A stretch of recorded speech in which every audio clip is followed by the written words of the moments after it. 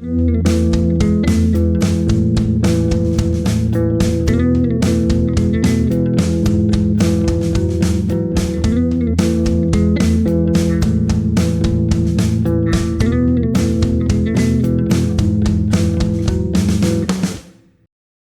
you so much for coming through. I appreciate you. I've been wanting to ask you for a minute, but I was like, you know what? I want to build it first, have Yeah, like yeah. some people who are listening, and then I'm gonna reach out to people who I think have dope things that they're doing and things to say. But thank you so much, bro. I appreciate you coming through. Definitely, bro. Thank you, man. I'm proud of what you've done and being able to grow. And I know we kicked it a few years ago when you were living in San Leandro, just kind of talking about what you wanted to do. And it's always cool when when somebody, especially younger than me, goes on and actually follows through on some of their vision. So it's super dope to see, man. Yeah, no. Speaking of that meeting when we had at Saliandro, dude, I remember we that was the time that I made a shirt for you, the Steph Curry one. But Yep. I remember when we met outside at that parking lot, you said you were ready for kids. That's I remember crazy. you telling me. I remember Yeah. you telling me, damn, you know, I'm trying to plan it.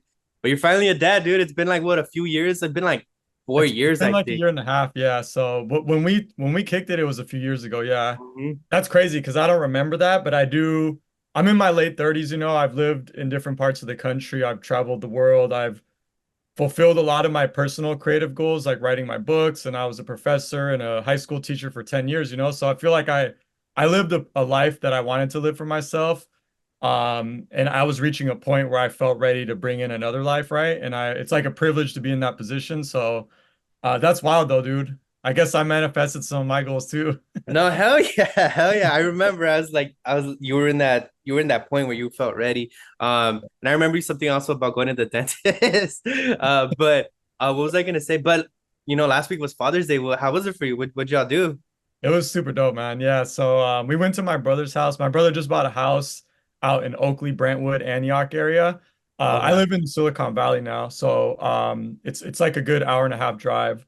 But yeah, my Theo was there, my dad, my brother's father-in-law was there. So, you know, just a classic Latino gathering, some asada, talking shit, like seeing my cousins that I don't get to see often. One of my primas, who's younger than me, also just had her first kid, like a Oh, right month on. before my son was born. So they're a month apart. And we're like the first ones in our family to bring in the next generation, right? So Mm. it's always a blessing to spend time with them and just connect, you know, with your roots and your people. And you know, like most of our family still lives in Mexico. So whenever we get together, it's a lot smaller, but it's very like I feel like really connected to all my cousins in the US because there's only a few of us, right? And then I go to Mexico and I have like 3 million cousins and like some I don't even really know or talk to. And then you know what I mean? So it just feels like really like intentional. So I'm yeah, and then the whole Father's Day thing, dude, like this was my first kind of real Father's Day where like my son is walking now and he's Mhm. not talking yet, but he says words like ba and like go, like he definitely can communicate, you know? Yeah, So my yeah. wife got for Father's Day like these like little portable soccer goals for my dad Oh, as his sick. gift. So like we can all use it, right? So my son is kicking the ball already and it's just dope, man. Like it's really, really fun and wholesome to have like that intergenerational household and then celebrate that on a day like Father's Day. Yeah, no, most definitely. You know, I think people say like usually when you have a kid, it's like you have like a different outlook of life and stuff like that. Like, do you feel like that definitely applies to you? And if so, like, what's something you try to keep in mind, like while trying to raise a child? Yeah, dude, it's a lot, man. I've been reflecting on a lot. You know, like I said, I was a high school teacher, so I'm used to kind of nurturing younger learners and younger people, and I really enjoy that. And you know, teenagers are different, right? But I never really had experience with little kids. I grew up in a predominantly male household my whole life. You know, it wasn't one of those families where like I had an older sibling that had kids that I had to take care of, right? And I do know people like that, so they're more familiar with what it's like to have a young one in the house. I had no experience whatsoever.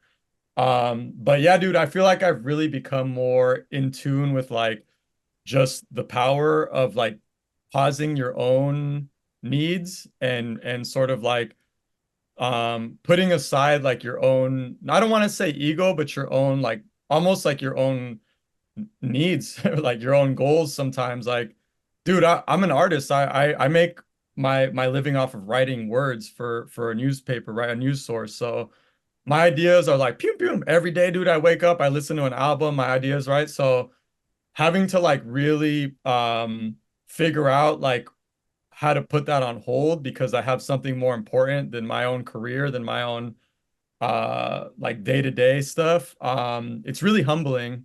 And I think I've kind of learned through this experience that there's like no other thing that I've ever felt that's this tender and this like just like human affirming. Like you really learn how to appreciate human life because you see it like in front of you. Like my son every day, every minute is learning the world, right? He's touching something new, he's hearing something new, he's tasting ice cream for the first time. Like we don't give him too much ice cream because he's still hella young. But like when you see those little moments of joy and those little sparks of connection, it just really makes you grateful for the little things that you have in our life, and it kind of washes away all the bullshit.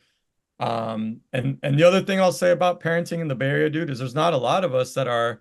The Bay Area is one of like statistically, specifically San Francisco is the quote unquote most childless city in America. So Oh I don't wow. see a lot of people my age with kids, right? Hmm. Because it's so damn expensive here to live. So most of my homies, like 99% of my homies do not have children. A lot of them don't even have, like a partner or spouse, right? So I kind of feel like I live in this alter universe because I go to these parties, these events, people, hey, come through, da da da da. I'm like, dude, I got a kid and a wife, and like, but I get it, it's hard to be an artist to begin with, and then layer on top of that the rent costs of, 2,000 for like a bedroom. So Yeah. I get why people don't have kids, right? So it's kind of sad to me. But that's one of the Bay Area things that I've noticed about being a parent for sure. Yeah, no, no, it's pretty wild out there, the pricing. But I mean, there's something I forgot to mention, but it's like you're a writer, you write for Yeah. KQED, you've done poetry, you write for different platforms and outlets, like GQ, OK Player. So just a few things that I forgot to mention in the beginning. But Yeah. something that I've realized as well is that in your writing, like you've kind of brought those elements into your writing. I one of the recent articles that you wrote it was like how to explore the Bay with a child. And Mm, I had a friend who was going to the Bay a few weeks ago, and I was like, you know what? I'm not even. They asked me like, what's there to do? And I was like, you know what? I'm not sure. Let me look it up. And then I remember I'm like, oh, that's right. You wrote an article like that, so I shared it yeah. with them. So it's Thanks, cool how man. you're also able to incorporate those things in your writing. For sure, man. I appreciate you sharing it and showing love.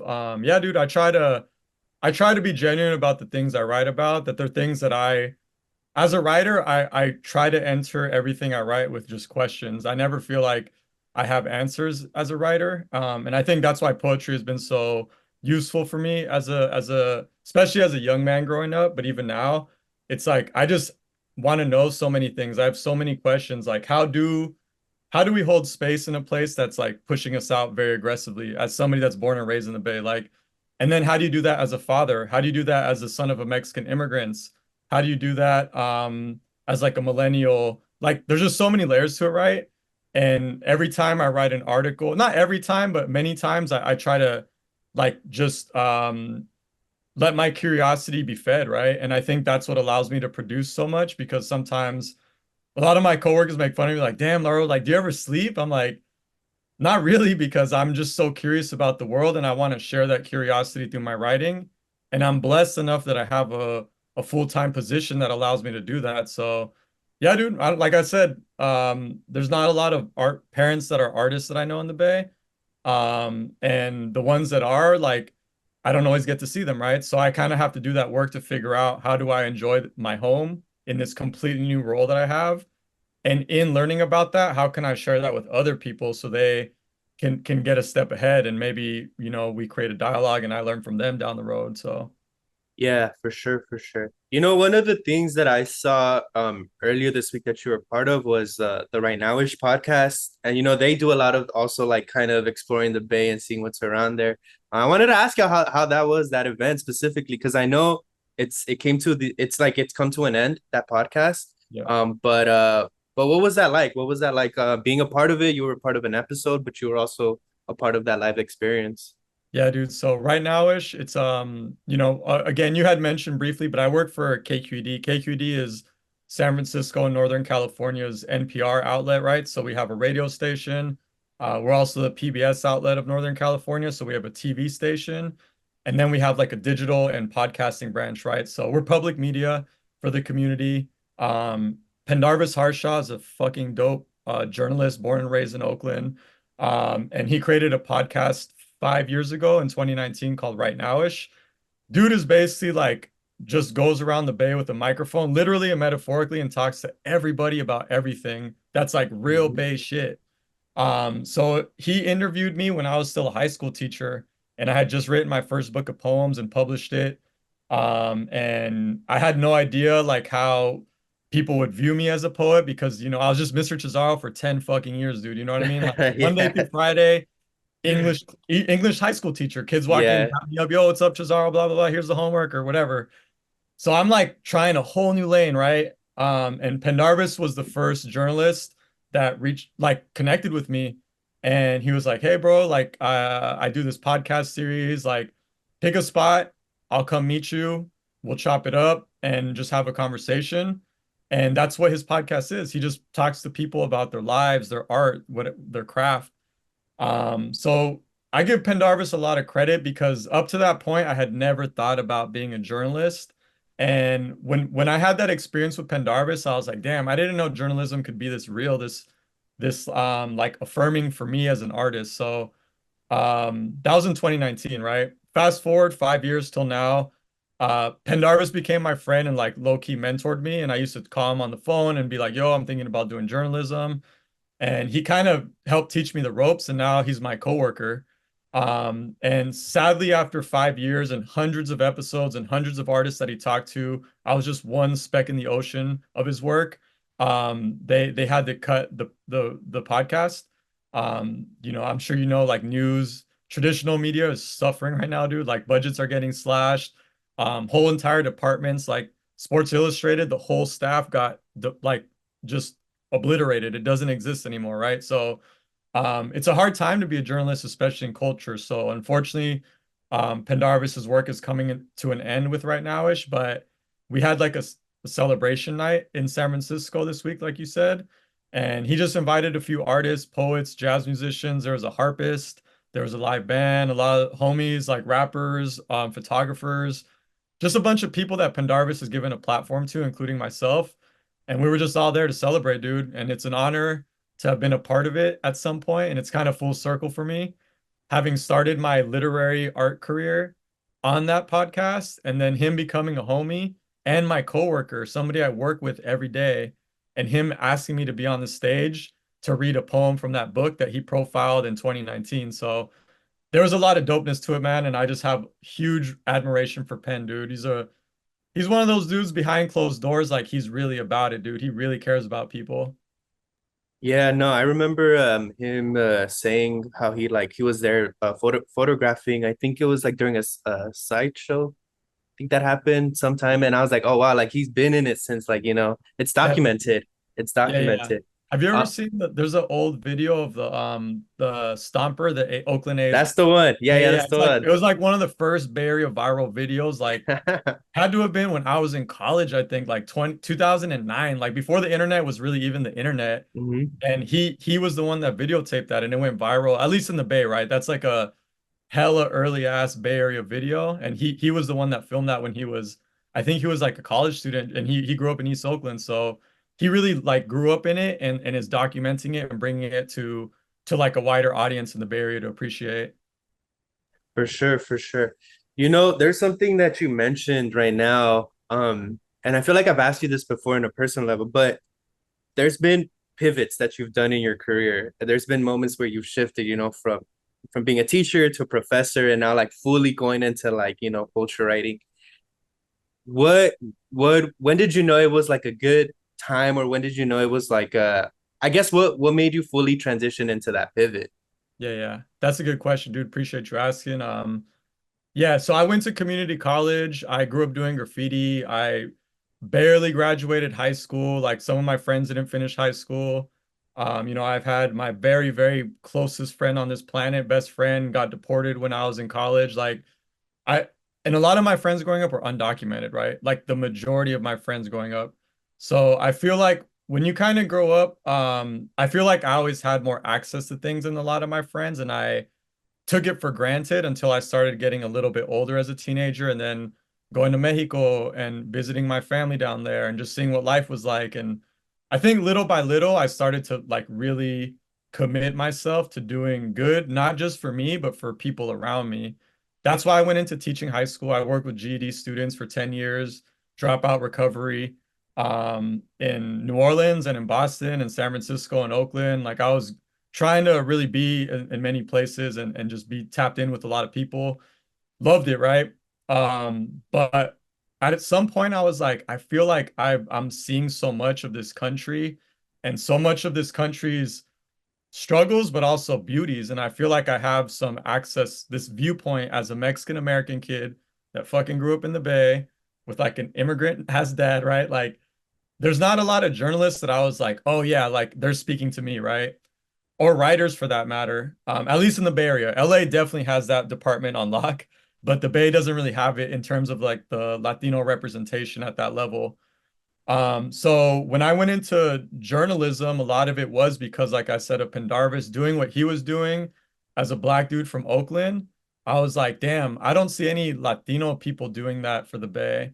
And I feel like I've kind of earned it or worked for it in some way, right? Like I was in the arts community. I grew up doing graffiti. I was a poet. I was going to all the readings. I was like at the open mics. Like I knew people as an artist being an artist. So for me to step like one degree outside of that and now bring the microphone back into that circle, that's not something that you can go to school for, right? Like you can't go to journalism school and get like a lifetime's worth of Bay Area connections in the community.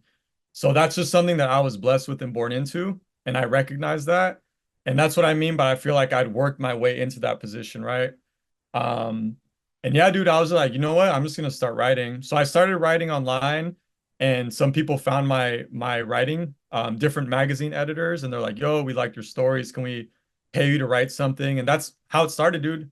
I just kind of threw myself out there, and I believed that I had something to say about the Bay that I just didn't really see being told as much, at least through the eyes of somebody that I really related to, which is a kid that grew up watching soccer, right? Like I wasn't doing homework in high school. I wasn't in AP classes and in the like como se dice, like yearbook or none of that stuff. Like I was cutting class in summer school, right? So I just feel very fortunate that like everything kind of worked out and I trusted who I was and the stories that I've been like privileged to document and observe throughout my whole life. And now all of that is coming into the moment as a journalist. And that's been like the biggest gift to me. Yeah, man. No, I remember I reached out to you because I saw you as one of the people that was doing that when I was ready to also make that pivot. So in a way, I feel like you definitely like inspired and influenced like what I'm doing, and definitely like build into like what's possible as someone who was like specifically like in the education field. I was also working at a high school, and I'm like, you know what, like I don't feel like this is something that I totally want to do, but I definitely saw you as an example for that. So appreciate you. I don't know if you knew that, but definitely Nah, an dude, I influence for appreciate sure, that. for sure. Real, dude. I always tell people and like I really mean like I'd rather see other people succeed than myself, right? And I think that's part of me having been a teacher for so long.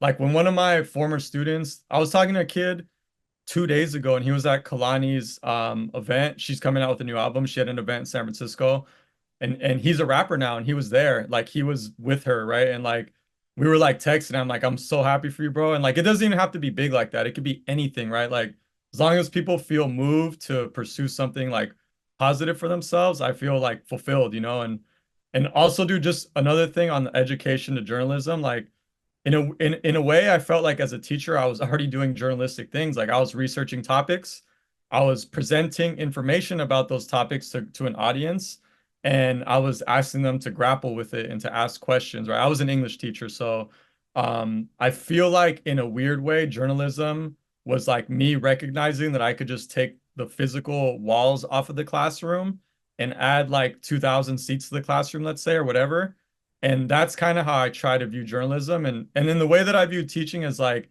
it's not a one-way road where I'm just like up there like going on my little soapbox. Like I'm asking questions and I want those questions to provoke like responses from people and for those to have actionable, like tangible things, right? Like how you're saying that like it could inspire people to do other things, right? So I appreciate you telling me that though, dude. Facts, facts. No, it's definitely about asking those questions, you know. Why do we do it? What's the reasoning behind it? Where is it going? So I definitely feel that. And it's definitely one of the reasons why we started this podcast. It's like what's going on and why is it important? How Yeah. is it changing things? But speaking of importance and questions, you know, there was well, I did want to bring it back to music and back to hip Yeah, hop because that's one of the main reasons why I wanted to reach out to you. for sure. But before we get into that, have you been putting your kid onto music? Do you make some like intentional moves, being like, listen to Okay, this? man. Yeah.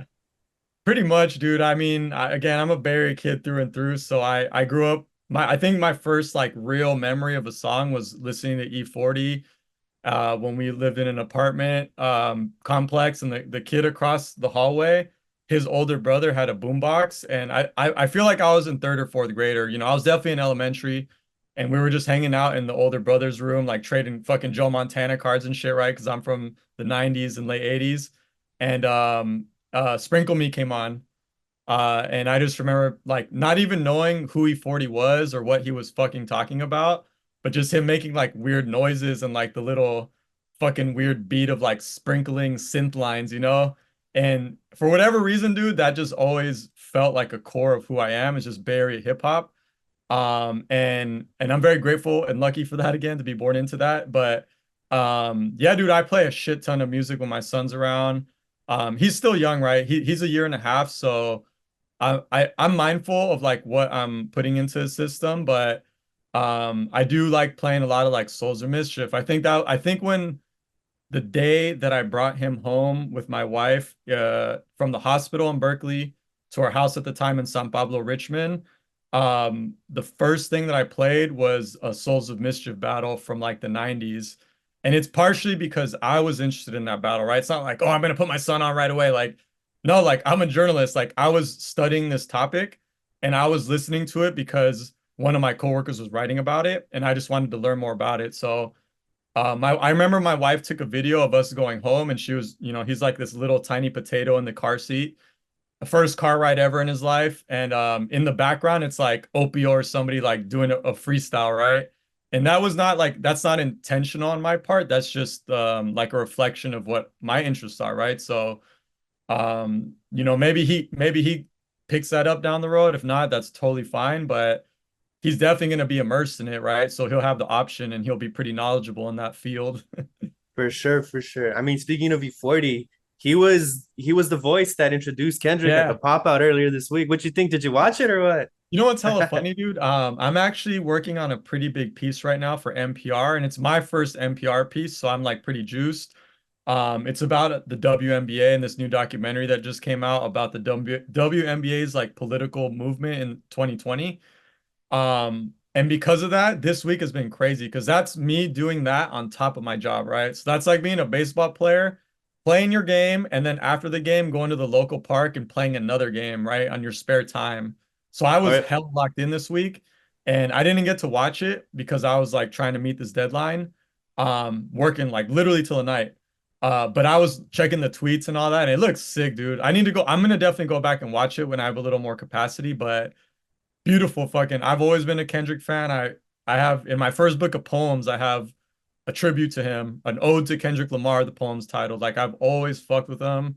Um and like honestly, I've never been a Drake fan. Like people who know me like know that. Like my brother has always been like, "Yo, like why don't you give Drake a chance?" He made me a playlist once with I think like 70 Drake songs or something and like I don't know. I like real artistry. I like genuine people and I've always felt like Kendrick was somebody who was just really grounded in who he is and fucking artistic as hell. Like that dude is not even just a, I don't even value him as a rapper. I value him as a fucking artist. And I always have, dude, since Compton State of Mind dropped in like 2012, I think was the first time I listened to him. It was like a mixtape that I was like, fuck, who is this kid, right? So I'm happy to see that he's fucking like the apex predator now, right? And putting the West Coast on the not even putting us on the map because we've always been on the map, but keeping us at the top of the map. But yeah, and then E40 doing like the voiceover and all that. And shit, man, I on Money Trees, Kendrick has a line that's like Earl Stevens had us thinking rational. That's rational. Like he hella shouts out E40 in his music. That's not the only line. I know I've heard it before. So he's always been somebody that appreciates E40's wisdom and weirdness, you know? And that's a hella bait thing to be like a weird ass out of pocket rapper. No, for sure. I mean, even at the beginning of the whole feud or Yeah. versus, it was like he referenced 40. He referenced Yeah. 40 when he That's was true, like, man. That's true. it's you can't be legit and stuff. But yeah, Yeah, yeah, yeah. that's hella cool. You mentioned not putting the West on top. It's always been or something similar to that. Yeah. What you mentioned. What do you mean by that? Like it's always I been feel there. like people always like, oh, the West Coast fell off or whatever, whatever. Dude, I've lived in the deep South. I've lived in New England. I've been to almost every state in fucking United States of America, big ass country. I've been to almost every city, all the hotbed cities for sure. Houston, Atlanta, Chicago, New York, all of it, dude. Philly. If you name it, Detroit, I've probably been there. And or live there. Like not for like a day type of shit. Like I really try to travel and be in places for like weeks or months even. And that's not even including the world, right? I've been to different countries like a shit ton. So I say that because people will be like, "Oh, the West Coast is whack, whatever, whatever." I'm like, they've never even been to Arizona. You know what I mean? Like, I feel like when you really move across borders and you're living in other people's spaces, you hear what they're hearing and you see what they're seeing. And when I was living in Boston, dude, in like 2012, 2013, 2014, I lived there for fucking 4 years, right? And like HBK was getting play out there when HBK was brand new in the Bay Area. And unless you were living in Boston as a Bay Area person, you probably wouldn't give a fuck or notice that, but I did. When I was fucking in New Orleans, dude, a lot of the OG dudes out there would when I was talking to them, they were like, "Yo, I fuck with the click, I fuck with E40." Like the Bay, not even the Bay. That not even mentioning fucking NWA, Dr. Dre. They're even on another level, right? And that influence is fucking worldwide, dude. I've been in Japan and motherfuckers are listening to G-Funk inspired music. It might not even be like a California artist, but my ears growing up in California can hear the G-Funk in it. So it's just like undeniable that the California, in my opinion, outside of probably New York and more recently like Atlanta, you got Detroit, Houston, they've all done it, but dude, the West Coast culture is fucking everywhere on the planet that I've been to, and everybody wants to be like California. And I'm just being real because I've been to hella places, right? And everybody's like, "Oh, you're from California." Like it just carries hella juice, dude. And I feel like Kendrick is just reminding us of that. Yeah, for sure. I always think like where do these narratives come from like of like the West, especially because there was a large talk. I mean, I write for LA for LA rap and LA music, and there's always this larger conversation within the circles of like LA music is not popping, it's Yeah, yeah. dead. Or in the Bay Area, it's like, oh, the Bay Area never gets its recognition for the Yeah. influence it's had. Why do you think these conversations come up, or these topics keep like going through time? That's crazy. Yeah. And I agree, dude. I hear that a lot too. And that's why I'm saying like the West Coast never went away in my experience. I think it's partially of what I'm saying. Like if you only are in LA listening to LA music, um, maybe it feels dead to you now, but then you go somewhere in another part of the world and people are fucking still listening to Dr. Dre, like he's fucking the main guy still, right? And like it's just crazy, right? So I don't know. I think it's a part of just your perspective and where the places that you put yourself in. It's just a natural thing, dude. People are always gonna hate and like I will never understand that to be honest. Like I'm just not wired that way. Like I literally want to see everybody thrive, right? But yeah, I know there's a lot of like LA rap blogs that I follow on like Twitter and shit, and I feel like they're always like hating on each other and like talking shit about LA rappers. And that's what I'm saying, dude. Like, go live in Boston, Massachusetts, and then go back to LA. Do that for a few years. Go back to LA, and you will fucking hug the fuck out of LA musicians and be like, thank you. The Bay Area, dude, there's so many fucking rappers here. Go to Indianapolis. Like, spend 2 years in Indianapolis and then come back to the Bay and tell me that the Bay does not have a fucking thriving rap scene. And that's just like a universal thing I've seen traveling a shit ton of places. Like Yeah. those places don't have a local community and a local ecosystem of rap music. in the way that the Bay and LA do. They just don't. And they don't have that legacy of hella generations of the Dr. Dre's, the Too Shorts, the fucking Pilos, the Kendricks, like, and then you have all the fucking underground and weird shit like Tyler coming up out of, Vince Staples, like there's just so many that you fucking forget, right? Like Larry June, like, and that's not even the Andre Nicotina's and the real weirdos and the Mac Dre's and all these motherfuckers. Like, there's a shit ton. We have like a fucking country's worth of rappers just in LA and the Bay. So I don't get when people are like, oh, we don't like, dude, go to Vancouver and like tell me how many fucking rappers you find, maybe like 50, maybe at the most, none of them are known. So No, most definitely. That's the thing about I was talking to a producer a few months ago, and he was talking about a lot of it has to also do with tempo, like the West has its certain tempo because of sure, of the lifestyle here. It's a little bit yep, faster, it's a little bit different. You go to the South, it's a little bit slower, it's a different tempo. definitely, The dude. East, it's like Yep, all these different tempos also have to do with regionalism, yep, right? yep. Um, and another thing you brought up was like traveling. That got me thinking as well. I'm like, damn, like that's true, but I feel like there's always this. I don't know. I feel like the West Coast kind of has this this border within itself, whether it be because of like, especially in the underground here in LA, a lot of it is like gang banging or like kind of like regional politics. And in a larger scale, there's like also this fear of like moving around, whether it be because of like, growing up with immigration and things like that. So I'm also thinking of like Yep. what are the reasons why there's so much of that containment within the West of movement. For sure, Um, dude. It's a privilege to travel, right? I want to be clear about that. Like I said, most of my friends growing up were undocumented. So when I cross borders, state borders or national borders, like it's not lost on me that this is a privilege that I have, right? And that's one of the ways that I choose to spend my time and my money, right? Like I fucking drive a stick shift car with that roll, the window rolls fucking down with your hands, right? Like I don't like that's how I live on a day to day because I want to be able on my free time to go to Brazil.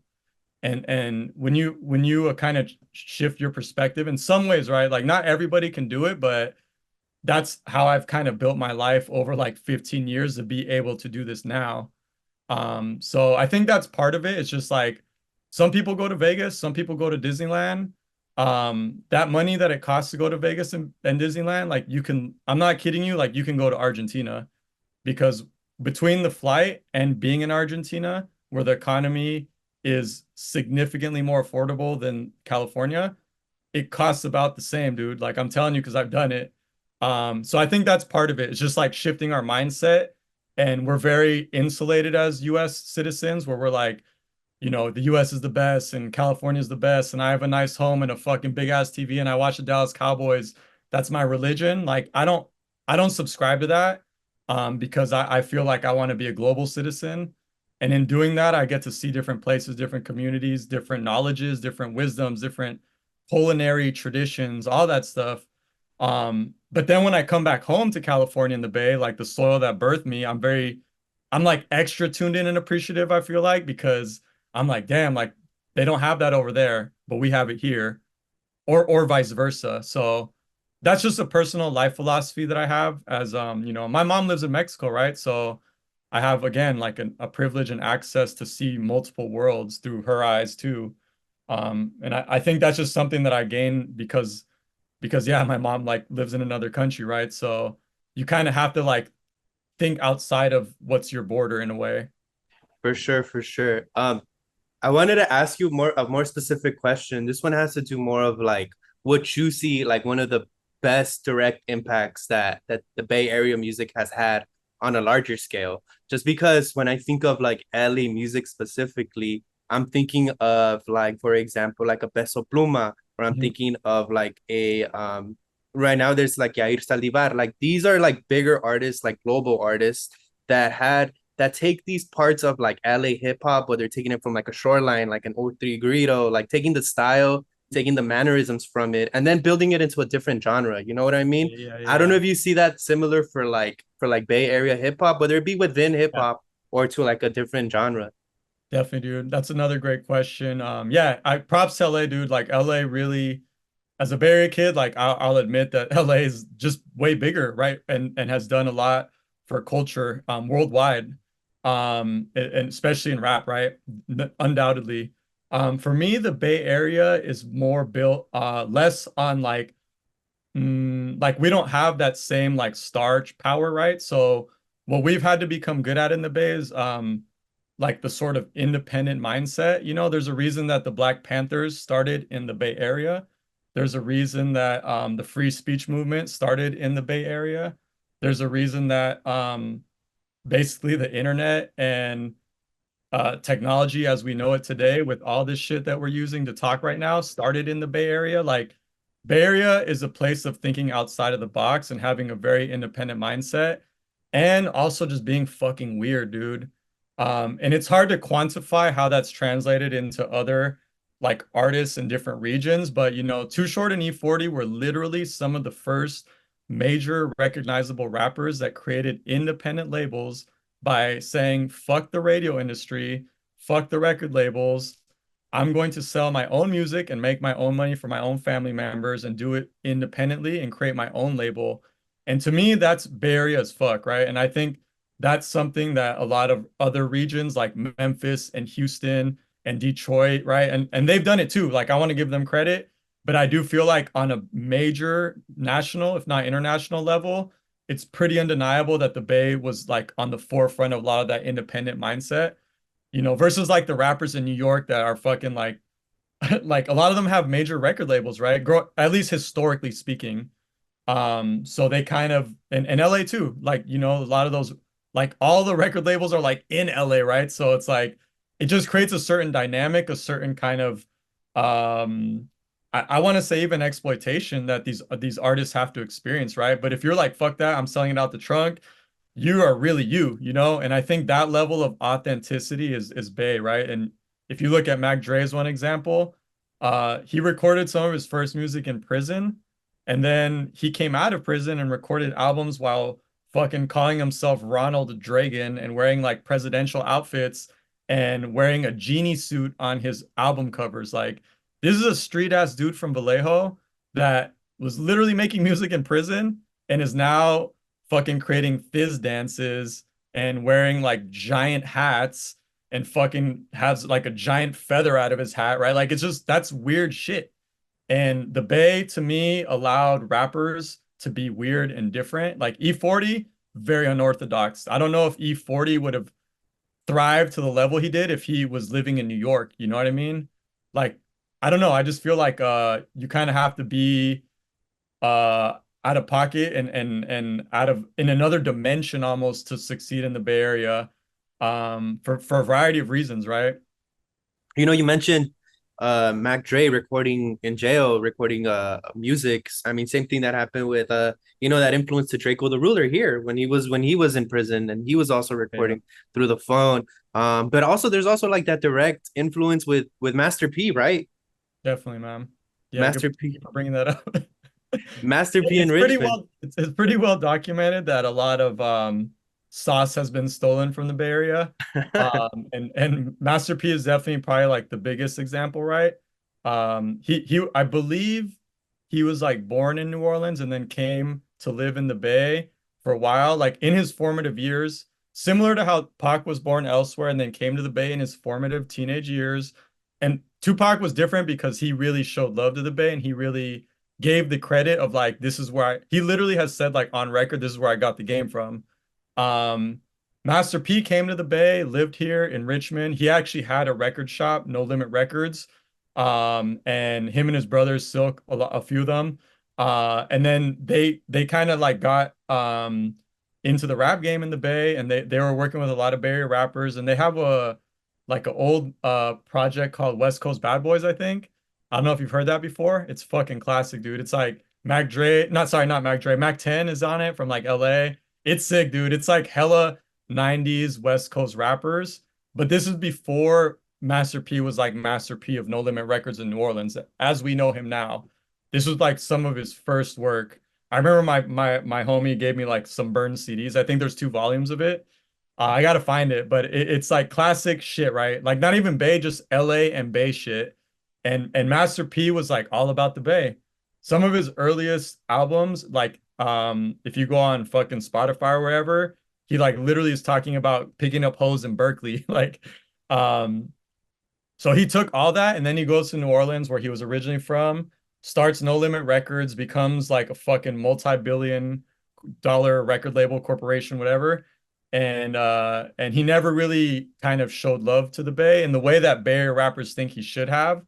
There's a famous incident where the Loonies from Oakland, the duo, they had a song with Drew Down, also from Oakland, called The Ice Cream Man.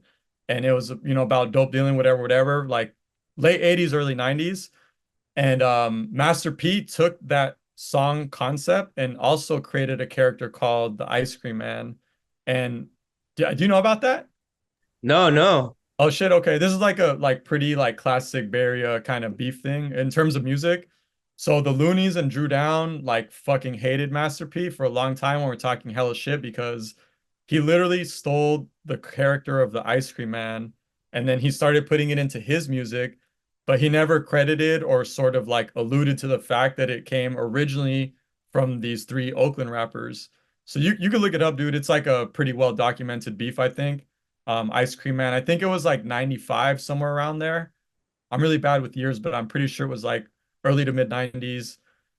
So yeah, Master P has always kind of had a weird place in the Bay Area rap circles, as far as I know, because he like literally stole shit and like never really never and I think that's why Bay Area people sometimes get mad. I'll shut up soon, dude, but another big one for me is sideshows, dude. Sideshows were a fucking thing when I was like a kid. That was hell of a normal Bay Area thing, right? And now every city you go to, major like city, they do sideshows, right? I promise you that shit started. I don't even think people will deny that. Maybe some people will, but dude, I was watching sideshows when in like 2003 or before, even I was too young in the 90s. It was probably happening in the 90s, dude. Like that shit's been around for decades in the and when I say side shows, I mean like people standing in the circle and fucking 5.0s doing donuts and taking turns and doing crazy shit, stomping on cars. Like you see that now in LA, in Atlanta, and Memphis, fucking in Nashville, they have side shows I've seen. That shit started in the Bay. And Too Short fucking made a song in 2006 called Sideshow with Mr. Fab, right? Like we coined that term. And again, I don't think that's debated. And if it is, then that's kind of the point of like how the Bay doesn't always get that same level of respect, you know? Like I don't think people would deny G-Funk being from LA, but people do Right. that kind of shit about Bay Area stuff. It's like, no, Bay didn't start that. It's like, what? The I heard cruising also started in the Bay. Could be wrong on So that one. Lowrider magazine, uh, Uh-huh. and like the sort of well, the magazine itself started in San Jose, California. And I've talked to a lot of San Jose people. I can't confirm this part because I don't know enough about lowrider culture, but there's a lot of San Jose people, like Latino, San Jose born and raised people that say that lowriders started in San Jose. I can't confirm that because I'm always like, oh shit, really? Like I thought low riding was like in LA or maybe San Diego, but they're pretty adamant that it started in San Jose. Again, I don't want to like get into that because, that's not my opinion, but and I haven't researched that, but I do know for a fact that Lowrider magazine, that famous ass magazine, started in and is still to this day headquartered in San Jose, California. Yeah, I mean a lot of like important magazines started there, like Maximum Rock and Roll. That's also like something like from With totally different Thrasher, genre. no mames, dude. Thrasher. Thrasher's from the Yeah, Bay. yeah, yeah. A lot of that cultural shit like really popped off and started here. And I think a big reason for that is because the Bay's changed in my lifetime, right? So a long time growing up, for me, the Bay Area was a place of like artistry and sort of like bohemian shit. And skaters could just, you'd fucking walk down the street and people would be offering you shrooms. And like, this is before dispensaries and all that bullshit existed. Like, that was always a thing for us in the Bay, like informally, right?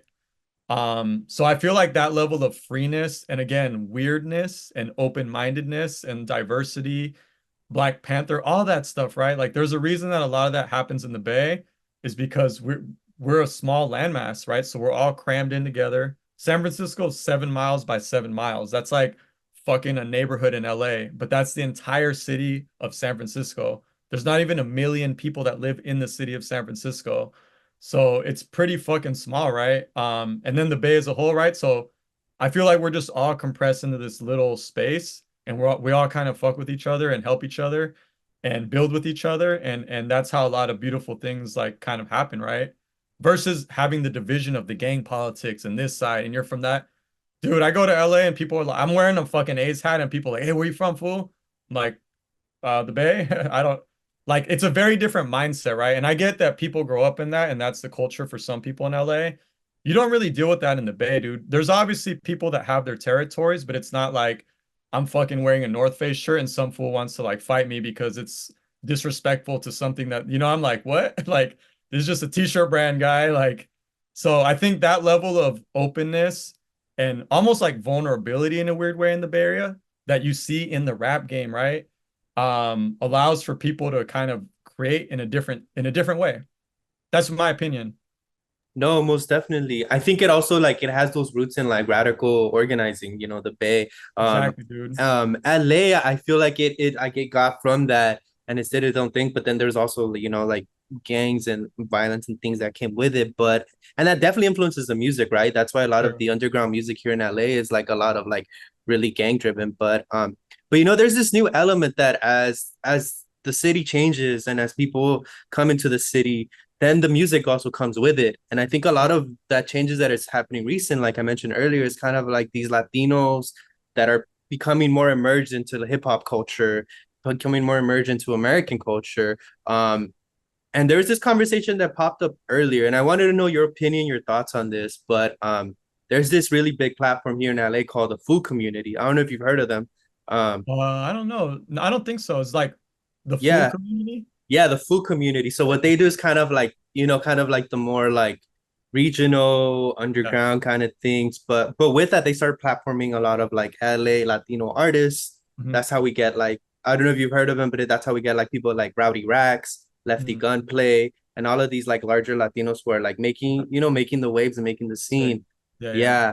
Um, and recently one of their hosts came on online and was saying like, you know what, something that was missing in the pop out show that Kendrick did was like there's more representation, there needs to be more representation of Latinos. Interesting. Yeah, so my question is like there's a certain place and moment for these conversations and where this could happen, but on Juneteenth, and then Hey, and yeah. then there's also like Kendrick's show. And so my question is also kind of like, do you ever fear see that tension where there's kind of like an emergent in culture, but still like a kind of like a lack or dislike or of still like kind of like a knowingness of where like it's all rooted in. You know what I mean? Somewhat. Yeah, I mean that's a very provocative like topic for me for sure. And yeah, now that you pointed out, like I guess the thing with Kendrick is like you got to be true to you too, right? So like I'd rather him not have Latinos on stage because that's who he is and how he grew up than being like trying to pander and being like, yo, I don't even know this guy, but let's get more clicks, right? So I over everything, I always value like authenticity. And if an artist, human being is being authentic to their experience as genuinely as they can, right? I'd rather rock with that than somebody trying to force in like a box of like, oh, let's get the Asian guy and the black guy and whatever, right? And a woman. And so that must be a reflection of Kendrick and also Juneteenth, like you said, right? So, but it's still like a very valid thing to be discussing, right? Again, I can mainly only speak about the Bay Area in that sense in terms of the music. I firmly believe that the Bay Area is among, if not the most diverse rap scenes and music and cultural scenes on the planet. There's a reason like a lot of our main rappers are Filipino. I just feel like there's a lot of mixing of cultures in the Bay, right? And I see it every day on a ground level where I kick it with homies and it's like two of them are Chinese, one of them's from Cambodia, two of us are Mexican, one of them's black. Like it's just hella different, dude. And we're all in the same room and we're all like real close friends, right? Like that's just how we grew up. And I think that goes back to how small the Bay Area is. When I go to a city like LA, Chicago, New York, it's so fucking big that it's easier to get segregated and have the East LA because East LA is like the size of the entire East Bay, you know? Like that's the East Bay is like 13 cities, right? So we're all kind of crammed into these smaller cities and spaces, and it's easier to bump into each other. I think because we're just all mixed in more and we're broken into different cities and different socioeconomic brackets. And we got the hills right here and the flats right here. And we're all, for the most part, in my experience, everybody kind of real Barry people like really get along. It doesn't really matter where you come from or what your sort of like affiliations are. It's just like, are you a cool person? Are you a good person? Um, like, are you respectful? Like, right? Like, are you, yeah, like, are you bringing the Bay culture forward? Like, people gravitate towards that rather than like where you're from or what's your background or what race are you? And that's just, again, my experience of growing up in the Bay. I've never encountered, very rarely, I don't think I've encountered somebody that's like, oh, wait, you're a Mexican dude? Yeah, I don't fuck with you. Like, and I'm sure that doesn't happen in LA or in other cities, but I think in other cities and places, they don't always get to interact, right? Like, you go deep into Brooklyn, dude, there's not a lot of Mexicans out there, I'll tell you. Same with Chicago, Detroit. Like, I remember being in Detroit and twice people came up to me, older black dudes, and they're like, "Hey, bro, like, what are you?" I'm like, what do you mean, what am I?" Like, yo, like, what background are you? Are you white? I'm like, no, I'm Mexican. Oh shit, you're Mexican? Like, to me as a Bay Area person, that's like, whoa, like what? Like that just means that they don't see a lot of Mexican people in those neighborhoods. And that's like the reality that I think the music reflects, right, from those neighborhoods. And that's true to them and that's dope, man. All good for them. But in the Bay Area, it's not like that. No, most definitely. And I think one thing you brought up right now is like how do we push the culture forward? And I think one of the cool things that I've seen come out of the Bay specifically, sorry, not the Bay but from the West Coast is like Yeah. that incorporation of like Latino culture Mm, with Black culture definitely. with hip hop. So recently, a few weeks ago, I'm on TikTok, so Yeah, yeah. I go on TikTok and I see this one kid that makes a beat. He flips a cumbia, but Uh-huh. he adds that EBK. I don't know if you've heard of EBK, but they're out Yeah, of yeah. Stockton. So that he Oh makes yeah, that yeah, yeah. EBK sound, and so he Sick. turns that cumbia and adds that EBK sound to it. I'm like, wow, this is amazing. That's how you keep Yeah. it. To me, that's how you keep it authentic. Like you're That's true, being dude. yourself with that music, Yep, but you're also like combining those sounds. Do that's you true. feel? Have you heard that also is similar in your experience? Maybe like less. I feel like the internet nowadays has, I'm not on TikTok. I have an account, but I don't really use it just because I can only keep up with so much, especially now as a dad and shit. But I'm like a huge fan, dude, of like the younger generations, and they're so fucking smart and like forward thinking and unafraid to like mezclar shit, to like make a mixture. And I'm a huge fan of that. And like I would argue that hip hop is basically that, but from the 70s, right? When people were like, I'm gonna take a soul sample and I'm gonna flip it, I'm gonna put the break beat, all this shit, and then I'm gonna rap on top of it. Like that was like what that kid is doing on TikTok, but in the fucking 70s in like New York, And then later you get like jazz in the 90s with like Tribe Called Quest and De La Soul, and then they're like, it just keeps layering and layering and evolving, right? And I try to be like a fan of all the different styles and subgenres of hip hop. And one of the reasons I love hip hop so much is one, because of regionality, like we were talking about, like kind of where you're from is reflected in the music. Like I don't think other genres have that, right? Like a New York rapper to me is hella different from a Houston rapper, and I fucking love that. And then the second thing is just, yeah, like you get the mumble rap and then the backpack rap and then the hyphy rap and then the fucking gang rap. And like there's just so many subgenres. And then even within those genres, like LA probably has like fucking hella like subterranean like fucking like ant like trails of shit, you know what I mean? Like a deep rooted system just tracing off into different directions, right? But then if you follow something far enough, like you'll find the root of it, and then that leads to the next thing. And yeah, dude, I have seen that. But I think it comes up in different ways in different generations. And right now it's coming a lot in like a very direct way because it's all broadcast online. But I think back in the day it was just happening like with spray cans and fucking kids breakdancing and you know what I mean? Like all that shit was just mixing in real time. But we couldn't be like, yo, like I'm gonna put this on TikTok right now. No, for sure, for sure. I think of, you know what, and I think I take a lot of that influence from hip hop and even like music to build this platform, this media platform. It's just taking a lot from everything, you know, taking Yeah. this from here, this from there. And you know, a lot of what is talked about in media is knowing your audience, right? Mhm. And I feel like that's also very limiting, but it can also be very hard for us. I'm like Yeah. knowing my audience, knowing that like there's all these things that come together and you have to focus on a specific type of person, I guess, when Yeah. speaking of audience. But that's something that I also think about in the media, like how it's changing and how it's evolving. And I Yep. think that's also one of the cultural changes that's happening. It's kind of like people had been so focused on audience that it's kind of all, you know, it's causing a disruption to the media, and then maybe it's not Yeah. what it is now. But that, I kind of connect that to the media a lot. Sure. Yeah. That makes Uh, sense.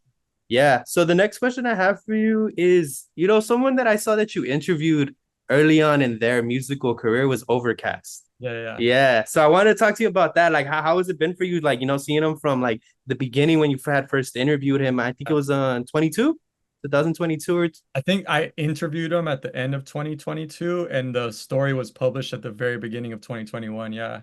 okay, 2021. And how's it been? Like now he's producing for like Drake. I know he produced in Yeah. his last album. Like, how's it I been for know. you seeing someone like So, that? Yeah. and it's hella funny because he produced for Drake before Drake got destroyed by Kendrick.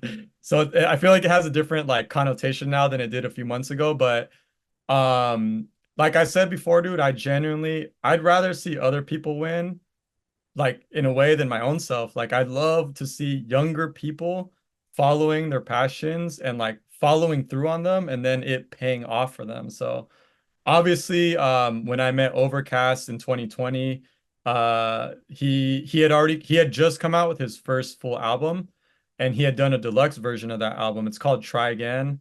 Fucking beautiful work of art. It's very like introspective. It's very quiet. And I should also say, Overcast is a rapper from East Oakland. He's probably like in his early to mid 20s.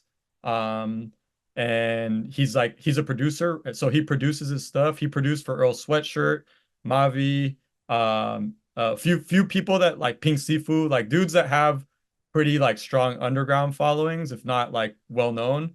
All that this is years ago, right? So I was kind of following him, and I pride myself a bit on finding like emerging artists that not everybody really knows at the time.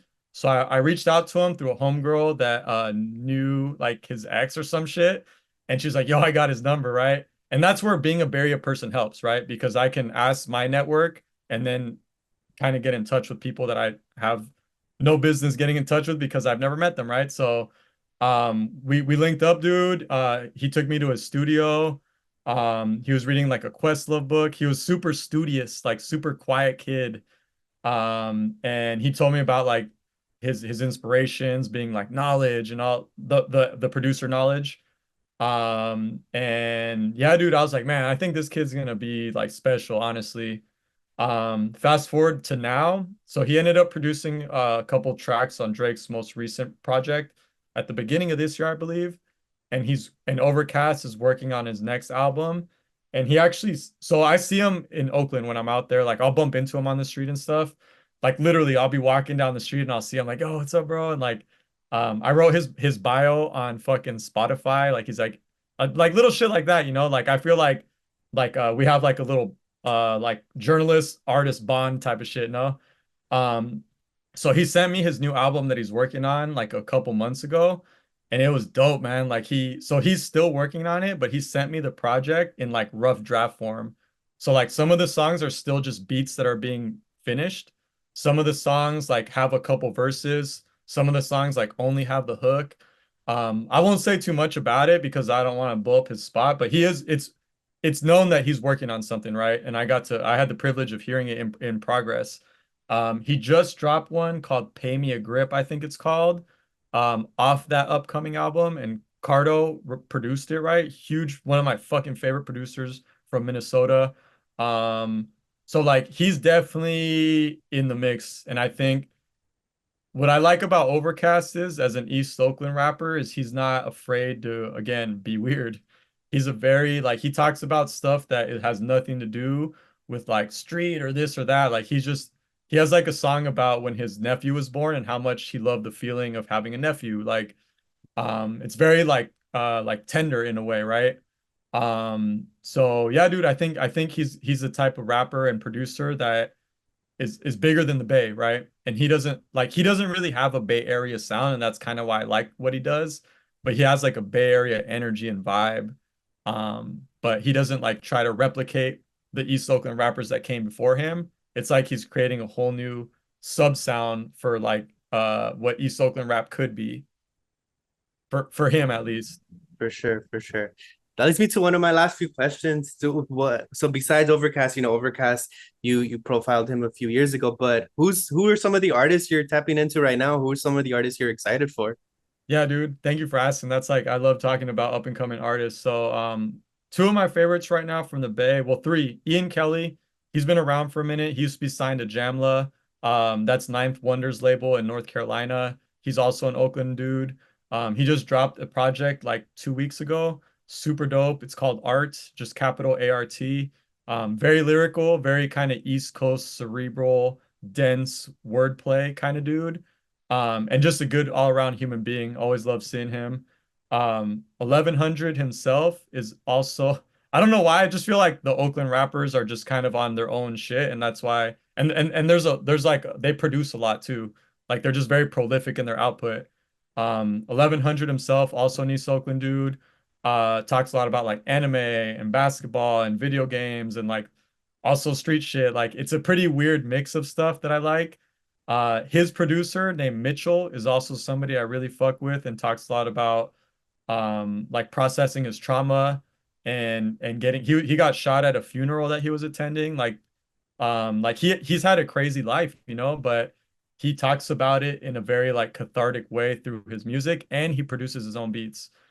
So I just always have admiration for those artists that are really like grappling with their life in real time and like vulnerable enough to bring that to us as the public. One other dude that I'm actually been texting this past, I think it was yesterday. His name is Just Paul Now. One word, Just Paul Now.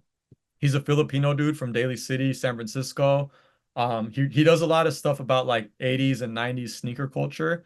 So he's working on a project right now where he every song is going to be based on a different sneaker. So like the Air Force One, and then like, but he's hell of a sneakerhead, so they're like very specific, like the Nike Kevin Durant 5 or some random shit where you're like, damn, that's like a very specific model of a sneaker from like 12 years ago or some shit, right? Or more, the 90s.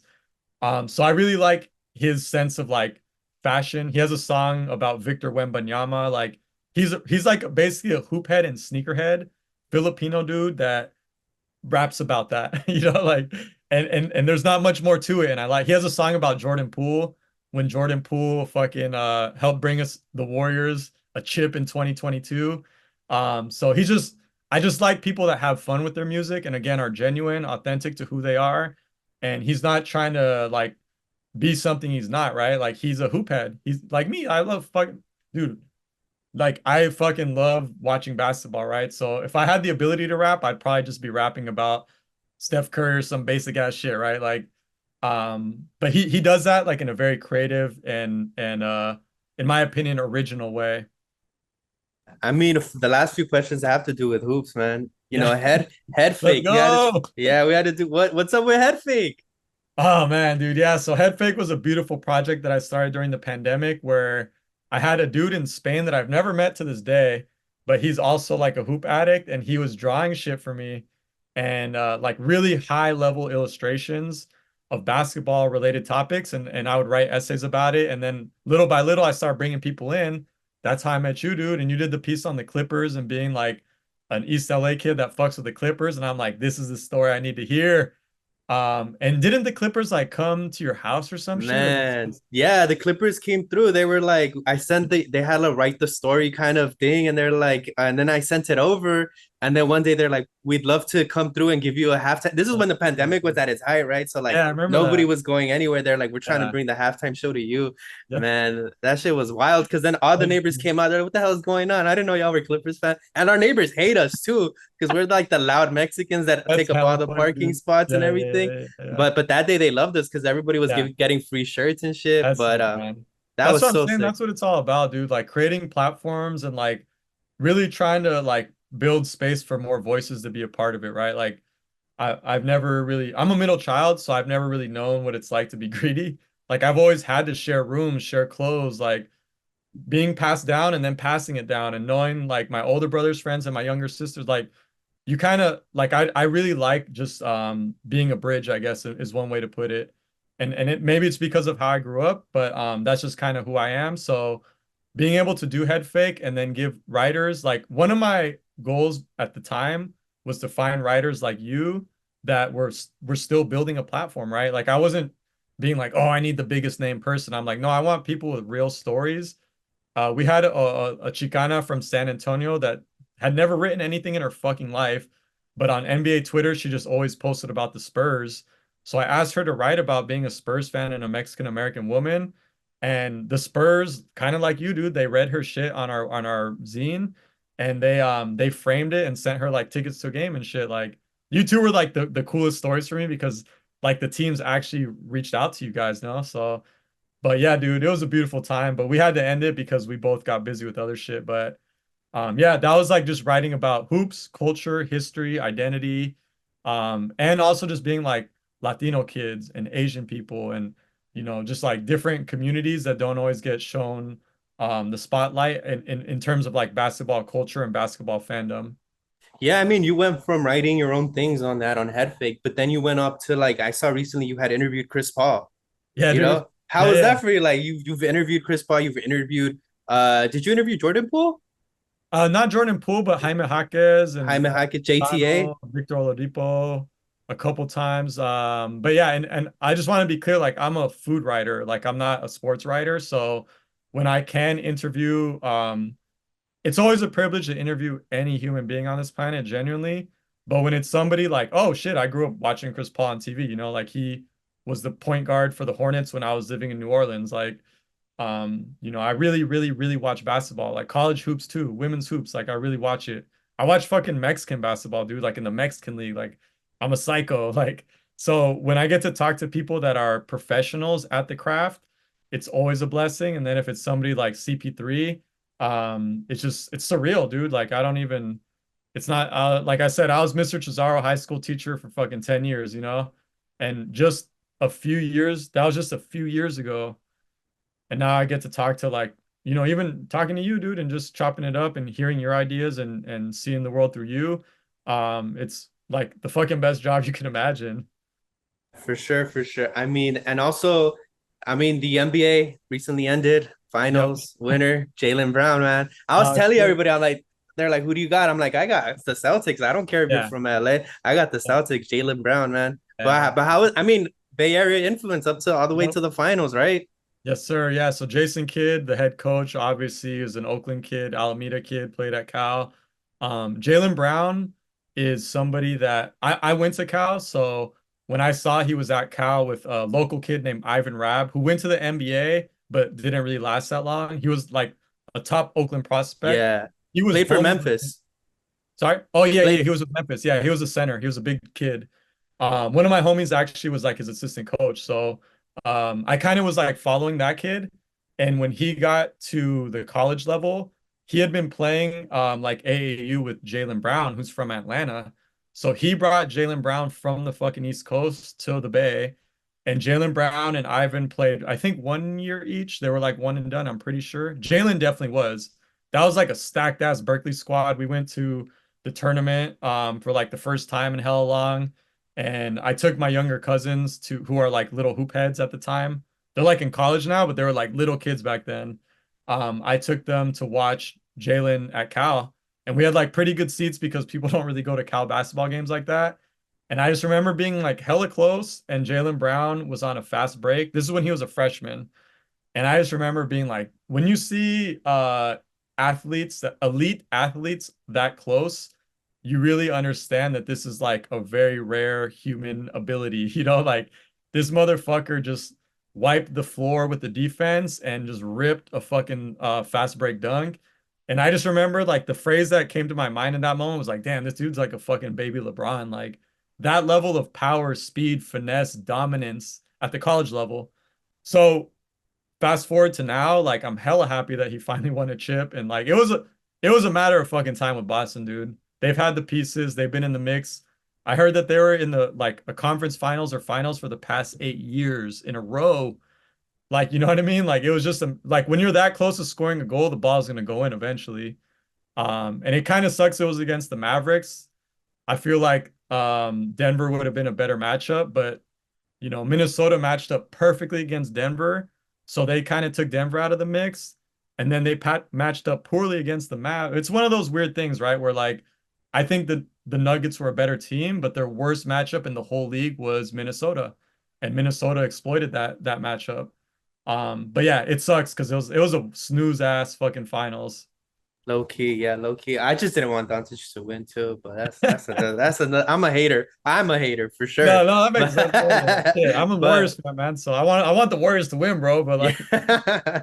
No, no, man. I mean, you reminded me for sure. I remember seeing him that first. It was my first year in college when I saw Jalen. So we're the same age. So oh we shit, we went. nice. Yeah, So yeah. when he was a freshman, I was a freshman, Sick. and I remember I also went to a Cal game. I'm like, damn, we're gonna win it this year. This is for Yeah, sure yeah, my yeah. first year in the Bay, and I'm Yeah, yeah. already. And that's the same year that the Warriors had won too. So I was like, That's true, damn, this man. is a Yeah. crazy year in the Yep. Bay. Yeah, yeah, yeah. But yeah, unfortunately, I don't think we got that far that year. But No, maybe the second round, but that team yeah. was back, bro. Like honestly, Mm-hmm. like a lot of them still play professionally, like overseas and shit. I saw one of them, I think Ryan Matthews, if I'm not mistaken, might have been his name. He was like a shooter. He plays in like Uruguay or some shit. I told you I watch like international ball, not every day, but like occasionally. And I was like, oh shit, that fool was at Cal when Jaylen Brown was there. Like he was like their third scoring option. So yeah, like they had a team, dude, that are like professional level. But he was obviously the alpha and got the finals MVP. So Yeah, and I think one of the things that now is like I don't know if you see it on Twitter now, but you see it on Twitter like, oh, Jalen is just a different type of basketball player because he's yeah. involved in like doing all these Yeah, different yeah, things, yeah, yeah. and that's also like the Bay Area Right, influence to it, dude. right? Thank you for calling that out, bro. I agree. Like he was very academically like inclined and very political and still is. And yeah, dude, that's kind of the Bay Area. Like I know a lot of people that are not from the Bay come to the Bay and then leave the Bay hella politicized. I see it my whole life here, dude. People come out here from like Florida, Ohio, wherever, and some of them are homies, right? And then they get hell of involved, and now they're like literally in the community, like doing gardening work for like urban farming and shit, and are like, it's just different out here. Like you can really be free to a certain degree, of course. And yeah, I think you're right. Jalen kind of reflects a little bit of that. Facts, facts. Last thing, man. Hey, before we head out, anything you got coming up? Anything people should look out for you? Thank you for asking, dude. I'm working on another book. So I have three poetry collections that I published from 2019 till now. But I kind of took a pause on poetry because full-time journalism, fatherhood, just kind of bouncing around the Bay, living in different places. But I have been working on a book for a few years. It's about like outer space and moving through space, like mental space and physical space, during the pandemic, but also just as like a Latino man.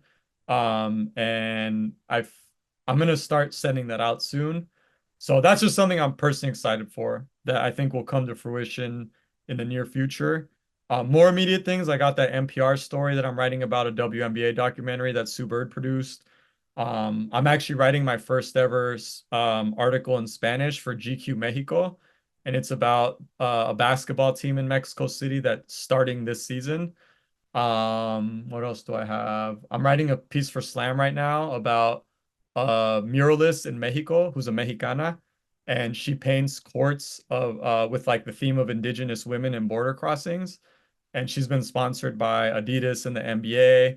She did a court in Mexico City recently, one in Guadalajara. She has some in Oaxaca. So I'm profiling her. And then that's on top of my usual, check me out on KQD. I write stories every day, every week. That's what I do for a living.